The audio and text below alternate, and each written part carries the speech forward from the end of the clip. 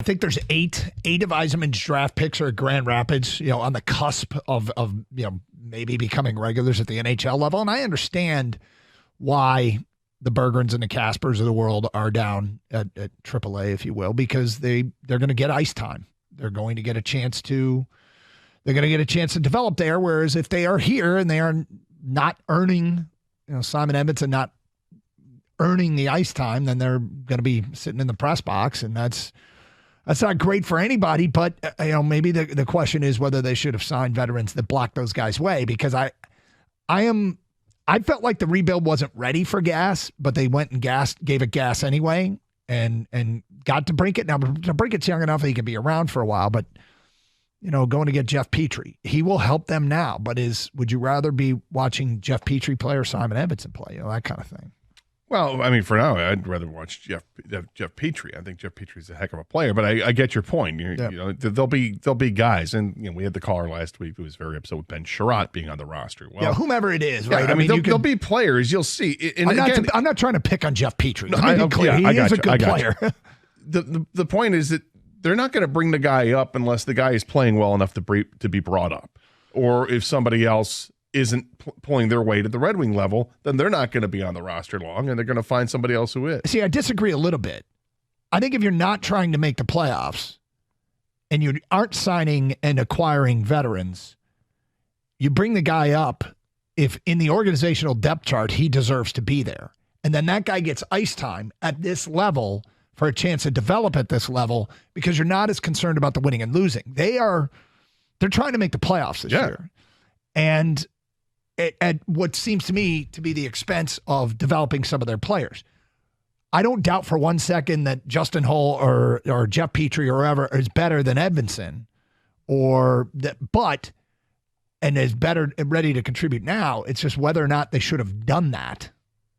And I have no issue with how they're doing it. Okay. Not at all. No, right. because I know that if guys are playing well enough in the minors, if they end up getting to the level that they expect them to be playing at so they can play NHL hockey, that they'll be playing NHL hockey. And all this at the same time, they've got veterans on this team right now that they expect to play well enough to keep this team in the hunt to be in the playoffs. And hopefully that's exactly where they're at. So, I mean, I think it's just two different philosophies more than anything else. But so we asked the question, do you think the Red Wings will make the playoffs? If so, why or why not? And 66.8% of you right now have said yes. You have 3 hours left to vote. 33.2% say no. Some of the feedback from Jeffrey Pitt on Twitter. Vegas has Detroit as the 13th best team in the conference and 7th in their own division. Well, I believe they'll be better than last year and exceed Vegas's projection of 86.5 points. I believe they will be in the hunt, but just miss out, and I don't think the team defense is there yet. Mike Suggs on Twitter. This is the best roster they've had in the rebuild, but even if everything goes right, DeBrincat scores 35, Raymond pops, Sider takes another step, Compher and Kopp are 50-ish point guys, goaltending holds up, etc. You still have to bet on regression from Toronto, Florida, Tampa, Boston, etc. From doubles, improvement on both ends of the ice with guys like Ghost, Cat, and Sprong help to manage Husso's ice time. I think with those changes, they have a roster to compete for a wild card spot. From React 2W, no, hearing all these young guys don't fit what they're trying to do right now almost sounds like another minor reset. Tiger Dog says, I'm voting yes, but an argument that Buffalo and Ottawa will see some improvement, will see more improvement than Detroit makes sense as well. John Steger on Twitter, it's year 5 of the rebuild, and anything less is unacceptable. I don't care that our division is hard. At some point, you need to produce results. Well, I go back to what Derek Lalonde said yesterday, and I totally believe him. And there's a difference between when you look at Buffalo and Ottawa, two other bad teams that are bad like the Red Wings are, they've gotten the luck of picking a lot higher in the draft. So those players that are selecting in the first round are more close to being absolutely ready to be NHL players, or perhaps they were just better players to begin with and more blue chippy than what the Red Wings have gotten. I think it sounds like an excuse because you got to find talent throughout the draft. Not all the talent is found in the first round, and that's correct. But the one thing I will say is when you don't have draft luck, lottery luck, I do cut you more slack.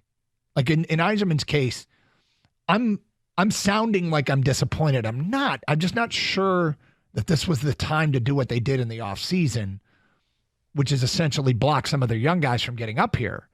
But I was okay with another year in a rebuild if we were going to see an influx. The part that I'm reminding myself that is also true is that influx could come 2 weeks into the season. Like, it might not be long before some players get their chance up here. So are you more of the sink or swim mindset then, that as opposed to, well, we'll put them in the water when we think they're ready to go into the water?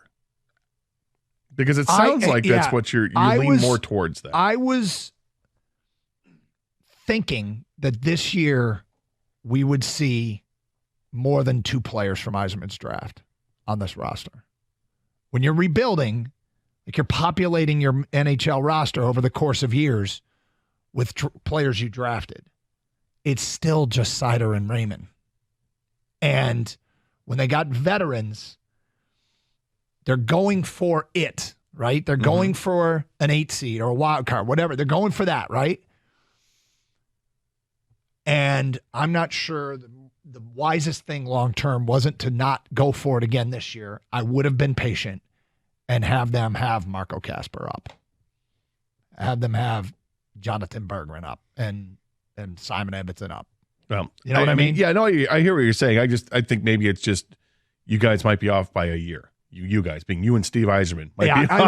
You know what I'm doing too? And I'm treading on whatever. very thin ice. I mean, I'm sitting here questioning Steve Yzerman, but I just look, I think everybody's allowed to question Steve Yzerman. It's not like he's infallible. It's more about the philosophy than anything else.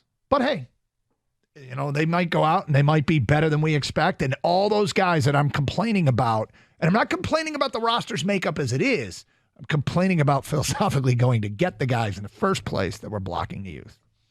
We used to chant around here, we want Stanley, right? We want Stanley. Right. Yeah. We want progress. Yeah. We want playoffs. I don't think we're asking for too much here. I mean, you put the poll out there, was over 60-some% think they'll make the playoffs? Think they'll make the playoffs. Do you think they expect to make the playoffs? They should make the playoffs? I mean, those are a little different. But prior to the season, one of the great things about the start of any season is every year there's a team or two in every league that's better than everybody thinks. And when you're a team in the Red Wings position that's missed the playoffs, you hope that you're that team this year. And they might be. I mean, they've got adults in the room. This is a team that is going to be better than last year's team for sure. So